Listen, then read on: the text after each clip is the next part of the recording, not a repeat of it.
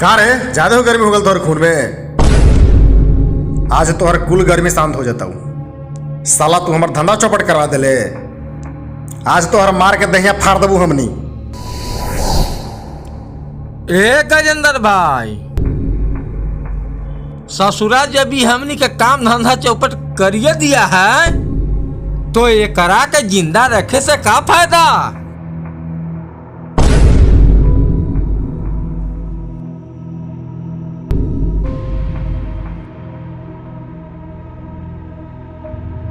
बाहर बिल्ला, बड़ा होशियारी वाला बात बोल ले रे। ए गजेंद्र, धमकी के करा दोई है। मौत से डर ना हो हमरा। एगो बात याद रखी है, अभी तो तोहर धंधे चौपट कर ले हूँ। अगर हम जिंदा बच गलू ना तो तोहर दादागिरी के भी जड़ से उखाड़ के फेंक देबो।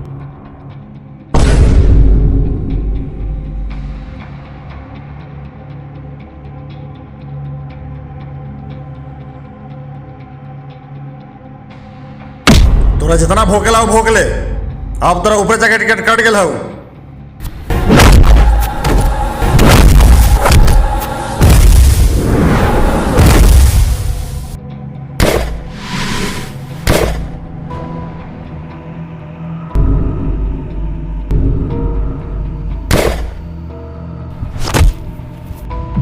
आज तक के जवार में कोई पैदा नहीं खेले ले जो कि गजेंद्र के दादागिरी की मिटा सके। चल रे।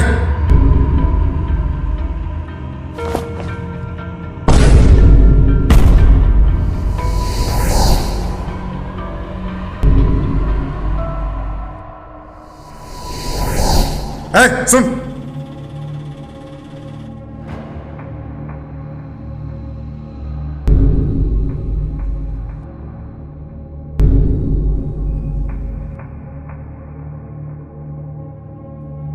अगर ये मर्डर के बारे में केहू के भनक लग रहा हूं ना तो तोरा मालूम होना चाहिए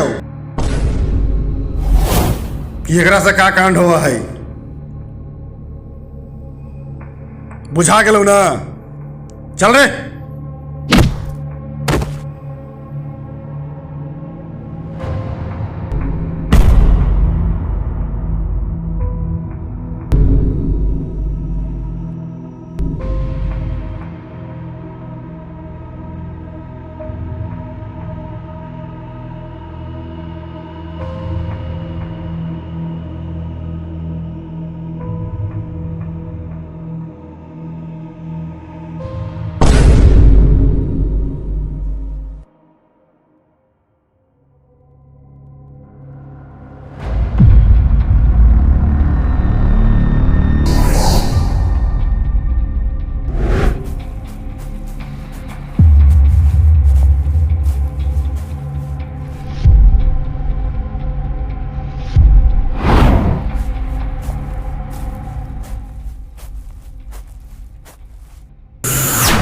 अरे बाप रे, ये जो देवन भाई का लड़का हरिया है।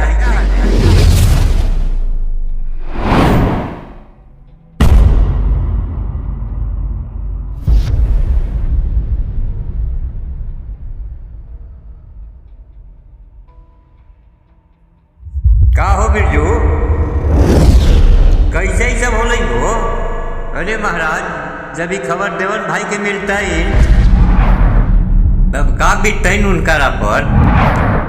हे बिरजू, महाराज कुछ तो बोला।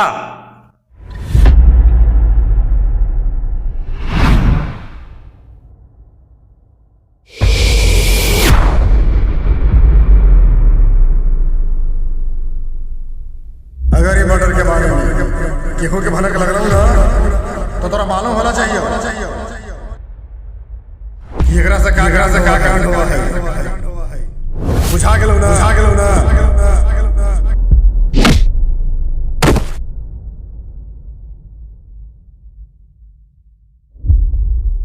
ए बिरजू, कौची सोचई हो?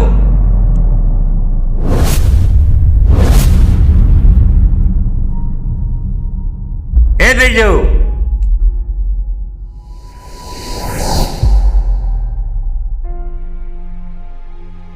एकर मौत का कारण सहदेव ठाकुर के बेटा गजेंद्र और ओकर साथी मिल के एकरा के हत्या कर दिए।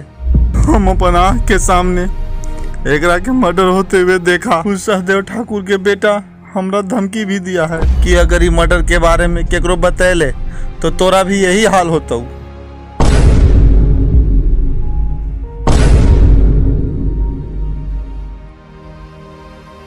क्या करें चाचा, हमको कुछ समझ में नहीं आ रहा है। ए चाचा, अभी ज्यादा बात करे के समय न खवा। इनकरा का जितना जल्दी हो सके घर ले चला।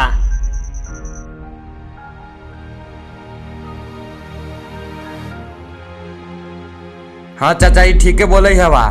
इनकरा के यहाँ से ले चले में भलाई हवा। हाँ, जल्दी ले चला घर इनका।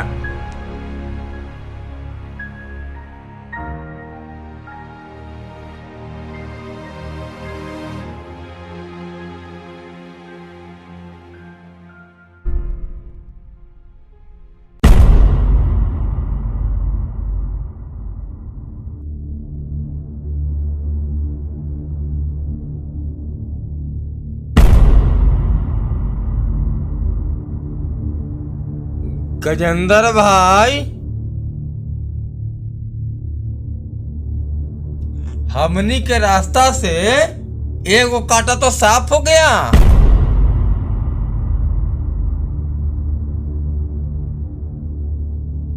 आओ ये कुछ बचल खोचल है तो वो साफे हो जाएगा।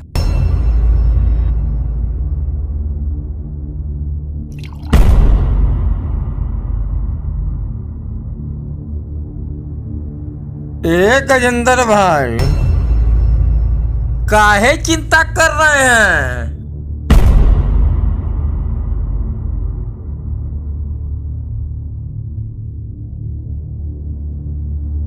इधर सुनिए, आज आपके लिए एक झकास आइटम का व्यवस्था किए हैं।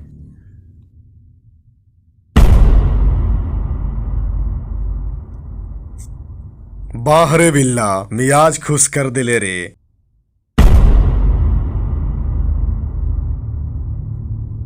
ले रे फगुनिया, तू मजा मार ले।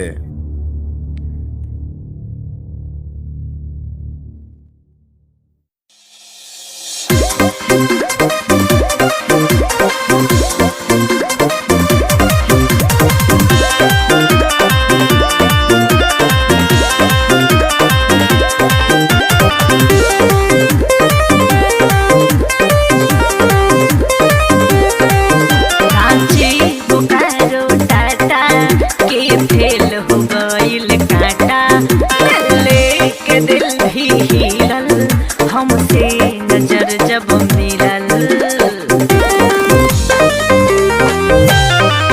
रांची बोकारो टाटा के फेल हो गइल काटा, लेके दिल भी हिलल हमसे नजर जब मिलल। लखनऊ के झुकल खूंटी हो, पटना वाला बूटी हो, तारा देही के छूटी हो, लेला आरा वाला बूटी हो, ऐठन छुट्टी हो लेला बक्सर वाला बूटी हो तारा देही के ऐठन छुट्टी हो।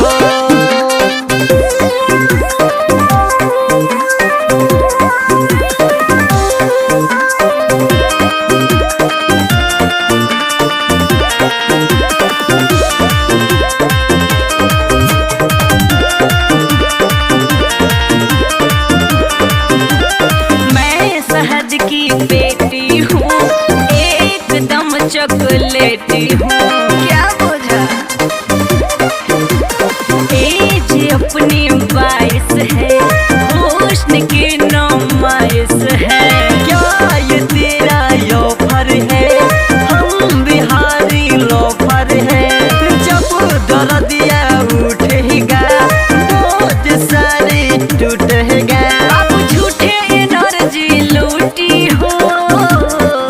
अरे सुना पटना वाला बूटी हो तारा देही के ऐठन छुट्टी हो लेला यारा वाला बूटी हो तोरा देही के ऐठन छुट्टी हो लेला बक्सर वाला बूटी हो तोरा देही के ऐठन छुट्टी हो।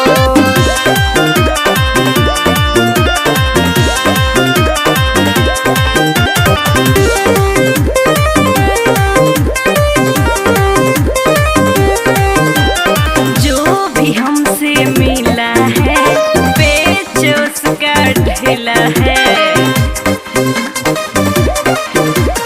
ठुमका अपनी फेमस है हर दीवाना बेबस है ढेर जे तरई बुहतू बात ले पछतई बुहतू जबरी धरब को राह में जोर से चिलई बुतू इतना हिम्मत ना कबो झूठी हो।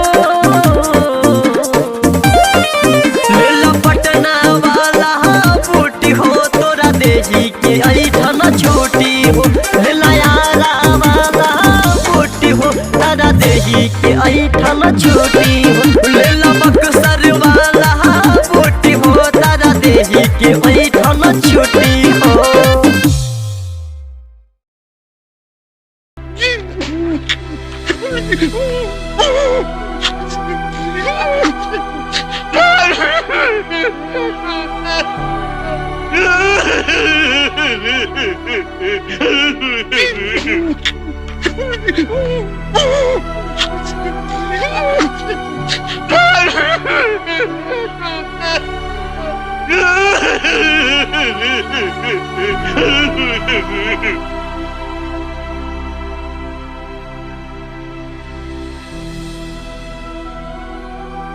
बेटा ही का हो गलो तोरा साथे तोहर माँ भी चल गेल आउ तू भी हमरा छोड़ के इस दुनिया से चल गेले।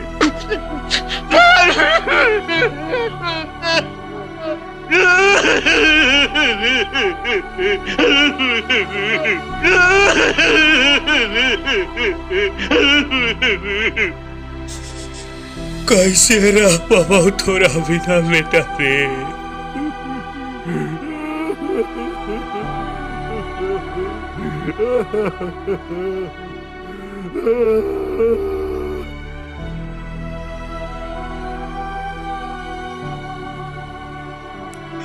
हे भगवान कौन गुनाह के सजा देता हमरा।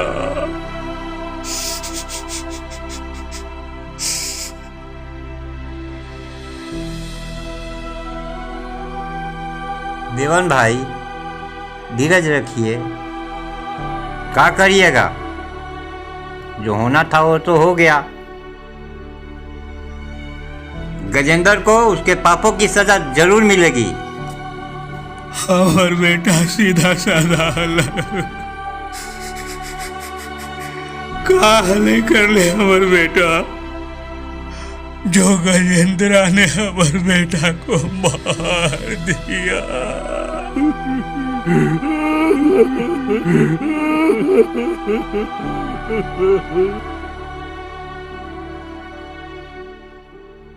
रे देवन चाचा चुप हो जा हो। हम तोर दर्द के समझाई हुआ, तू टेंशन मत ला चाचा, हमने सब तोरा साथ हुआ।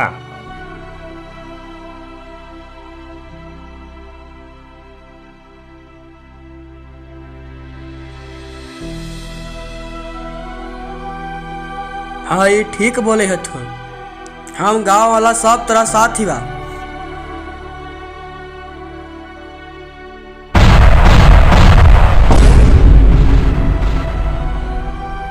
अब एक फैसला राजदेव ठाकुर ही करेंगे।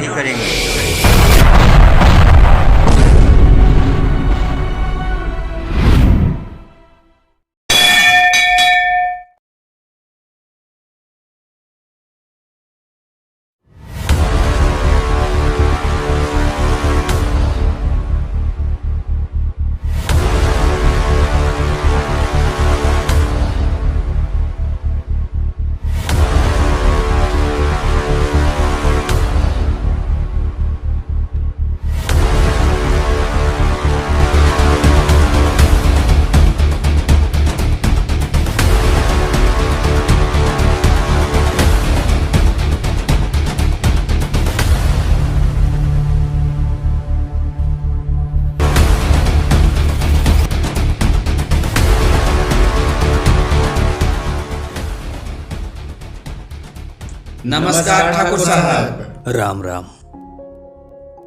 क्या बात है मुनीम जी? मालिक ये आपसे मिलने आए हैं।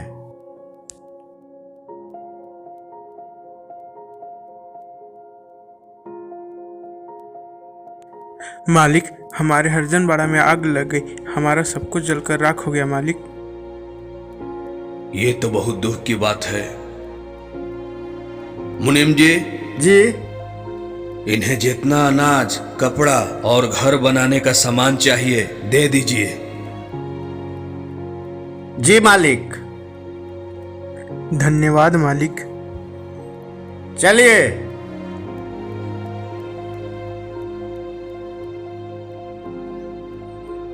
राम राम ठाकुर साहब। राम राम। हमारे रामपुर गांव में हमने गरीब बच्चों के लिए एक स्कूल खोला है, हमें आपकी मदद चाहिए। बहुत अच्छा काम किया मुनीम जी। स्कूल के बच्चों के लिए दोपहर का खाना, दूध, किताब, सब चीजों का व्यवस्था कर दीजिए। जी मालिक। चलिए।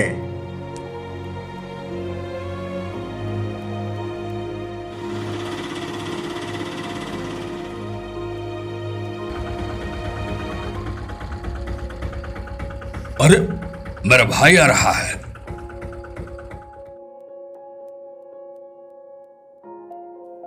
लखन। जी बाबूजी। तुम्हारे चाचा आ रहे हैं, उन्हें बैठने का इंतजाम करो। जी बाबूजी। आओ भाई। पानी लागू भैया। जीते रहो, बैठो।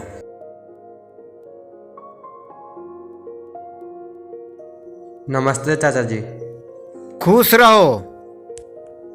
क्या बात है इतनी धूप में यहाँ?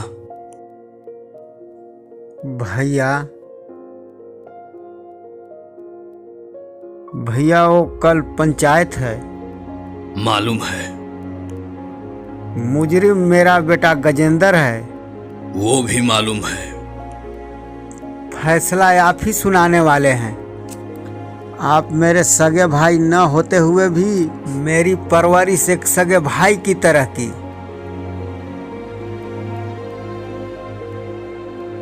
आपने हमको खुशियां ही खुशियां दी। आज उन खुशियों का दारोमदार आपके फैसले पर है भैया। गजेंद्र अभी नादान है भैया। अच्छा बुरा के ओकरा समझ नहीं है। ओकर नादानी, नासमझी और बचपने को देखते हुए ओकर इस भूल को क्षमादान कर सके तो मैं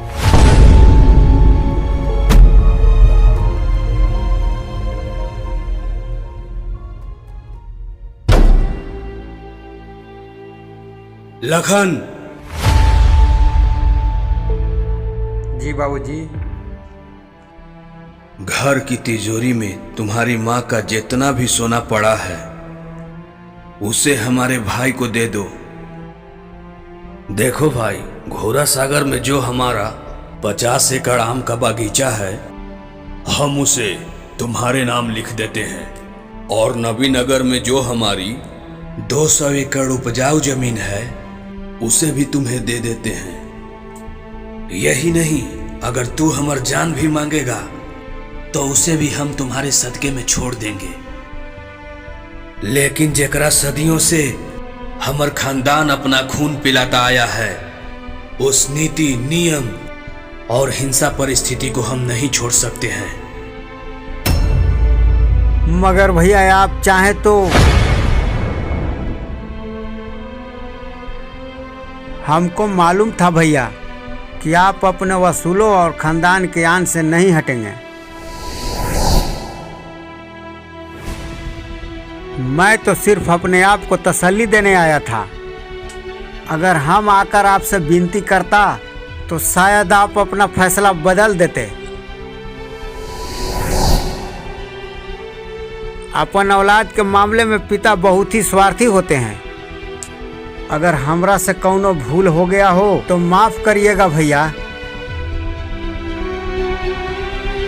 पाई लागू भैया।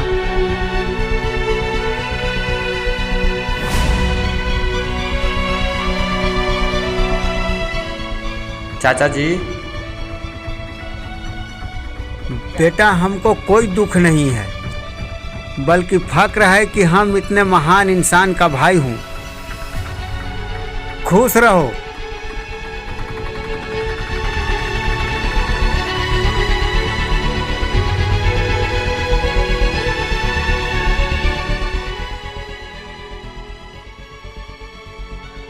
ठाकुर साहब बचाइए, ठाकुर साहब हमें बचा लीजिए, ठाकुर साहब हमें बचा लीजिए। क्या बात है, सब ठीक तो है? कुछ गुंडे बालूघाट में आकर मारपीट कर रहे हैं। हाँ ठाकुर साहब, हमारे चाचा की जान खतरे में है। हमें बचा लीजिए ठाकुर साहब, हमें बचा लीजिए। आप लोग चिंता मत कीजिए, हम अपन बेटा धर्मवीर को भेजता हूं, वो सबसे निपट लेगा। चिंता मत कीजिए, आप लोग जाइए।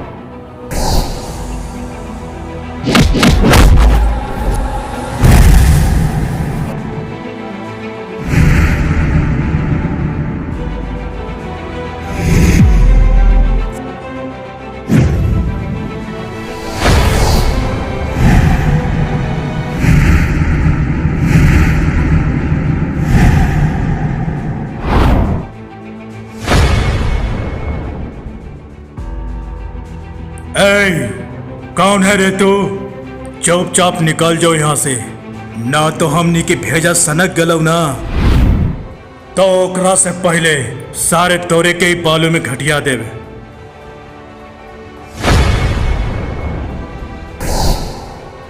का रे, ना भागवे यहाँ से। इज्जत से पेश आवे तो भगवान की तरह इज्जत दूंगा। अगर अत्याचार करबे तो तोहनी के इहे बालूघाट में जिंदा गाड़ दे। ए देखे का है रे, दबा दे सारे के टेटुआ।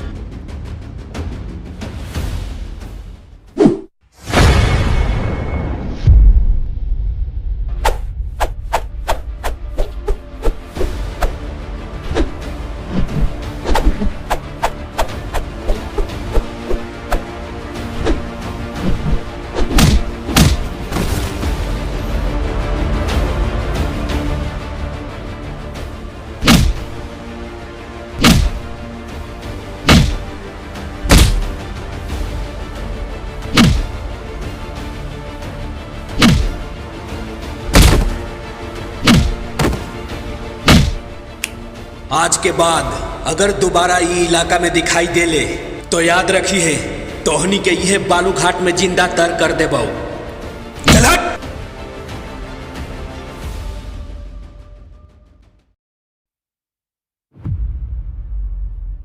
अरे रामू तैयार हो जा, ठाकुर साहब पंचायत के लिए निकल रहे हैं। जी चाचा।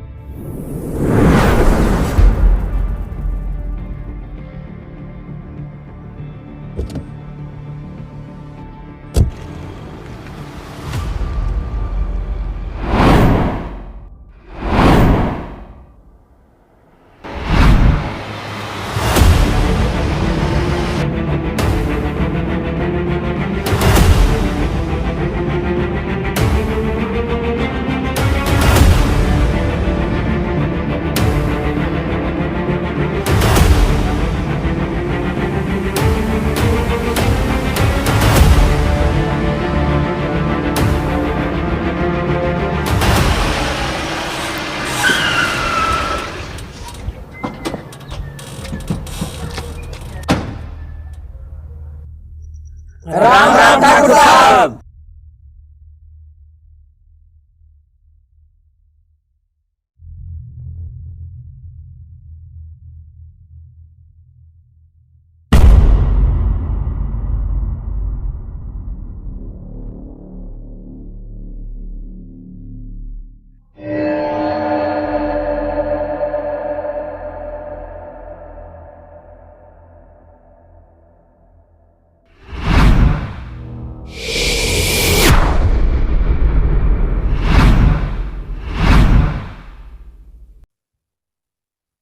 देवन बाबू का मामला क्या है?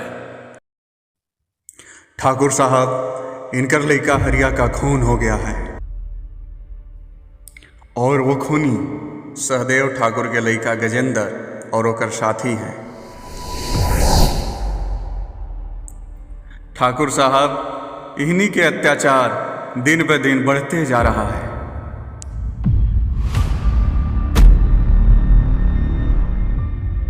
हम बड़ी उम्मीद लेकर आपके पास आए हैं। आप इनकर बेटा को वापस तो नहीं ला सकते, मगर इन दरिंदों को ऐसी सजा दीजिए ताकि वो दोबारा हम गांव वालों पे जुर्म ना कर सके। आप न्यायमूर्ति हैं, आप ही फैसला कीजिए मालिक। क्या आप गांव वालों में से किसी ने इनकर बेटा का खून होते हुए देखा है?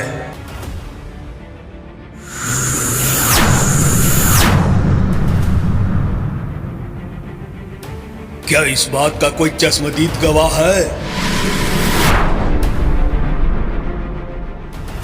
जी ठाकुर साहब, हम बतवी थी इन्हीं के करमान।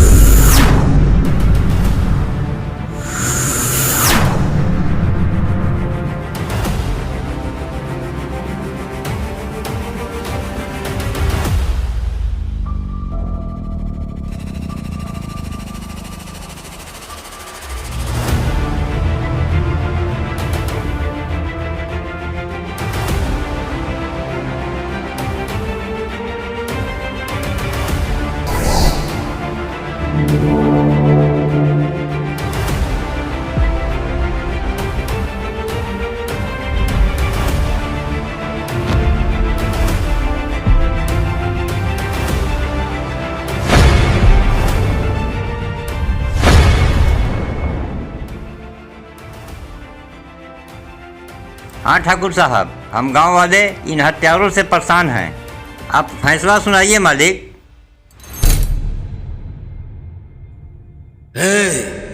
तूने बहुत भाषण दे ले। याद रखिए तू लोग, जौन दिन हमार बारी आई जबान खोले का मौका ना देब। आपन जबान के लगाम दे गजेंद्र।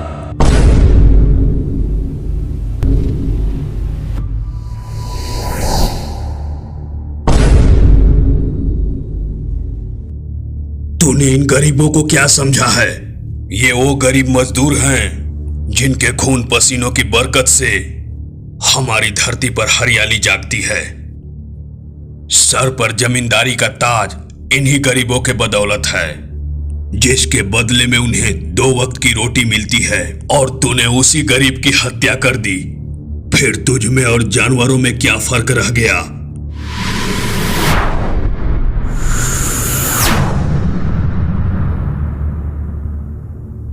ए ठाकुर साहेब, तू अपन फैसला सुनावा, लेकिन एगो बात याद रखिया, फैसला जरा सोच समझ के सुनैहा, ना तो एकर अंजाम बहुत भयानक होतवा।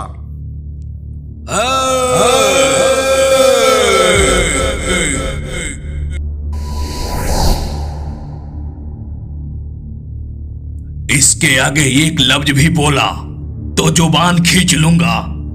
तेरी औकात मेरे सामने खड़े होने के भी नहीं है, और तो मुझे ललकारता है कमीने कुत्ते। माफ कर दीजिएगा भैया, गजेंद्र से बहुत बड़ा गलती हो गया।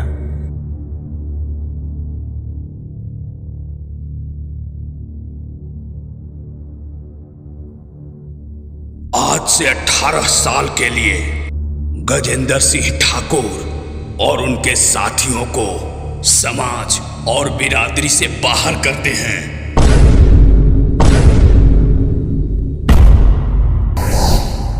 आज के बाद अगर कोई भी इनके परिवार के साथ किसी तरह का संबंध रखेगा तो उसको भी यही सजा मिलेगी, उसको भी यही सजा मिलेगी। ये राजदेव ठाकुर का फैसला है, राजदेव ठाकुर का फैसला है, राजदेव ठाकुर का फैसला है।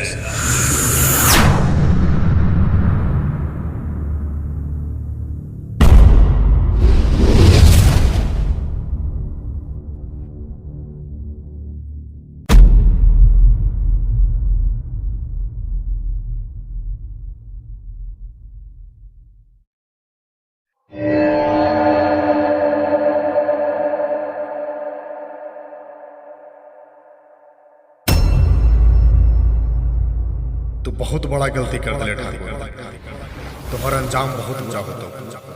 तू हमारा 18 साल के लिए समाज और बिरादरी से बाहर कर दे, लेकिन आज हम तोरा के हमेशा हमेशा के लिए समाज और बिरादरी से बाहर कर देवा।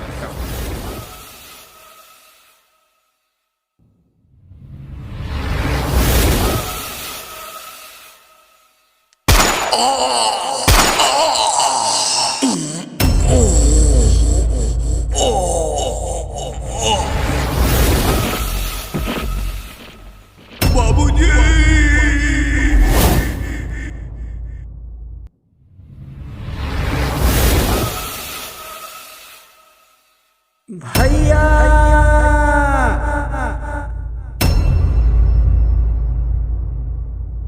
भैया ये का हो गलवा हो भैया।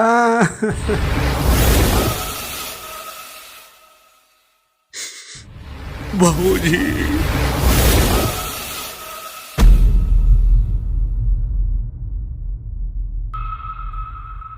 अरे का कर दिले रे गजेंद्रा, तू हमर देवता समान भाई के मार दिले रे। अरे बुढ़वा, ज्यादा टेढ़ होके मत बोल, एकरा साथे रहे रहे लगे थे तू सठी आ गेल है। अरे साला सुअर कहीं के।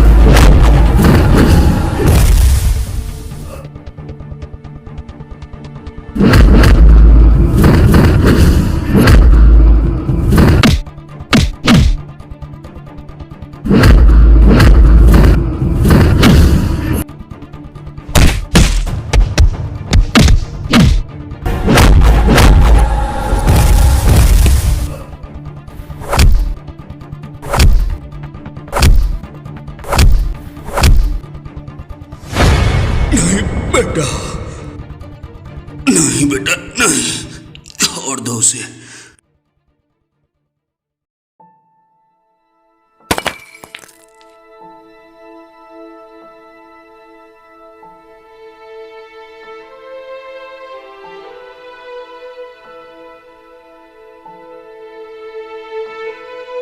बाबूजी,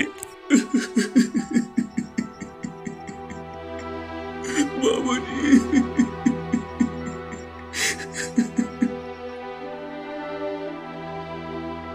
बेटा धर्मवीर, न्याय करने वालों के लिए रिश्ते और जज्बात कोई मायने नहीं रखते बेटे। बाबूजी, बेटे जान चली जाए प्राण ना जाने पाए।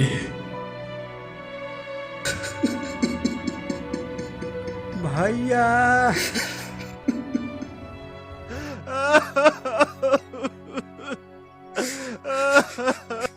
जान देकर जो आन की रक्षा करता है वही न्यायाधीश इंसाफ की आकाश की बुलंदी को छूता है। ओह, ओह, धर्मवीर। जी बाबूजी।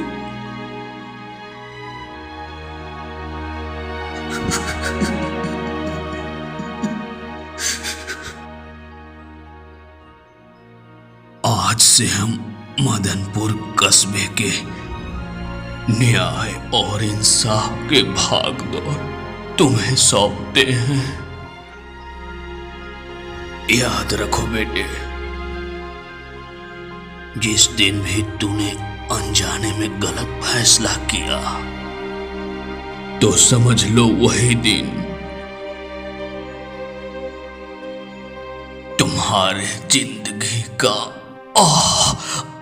आखिरी दिन होगा बेटे। बाबूजी।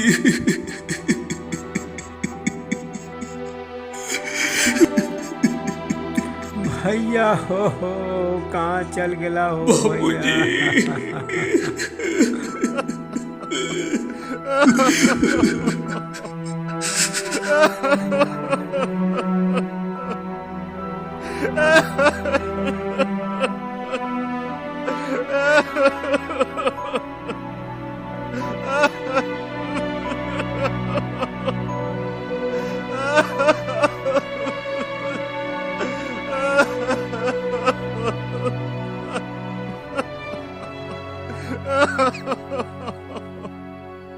Ha ha ha ha!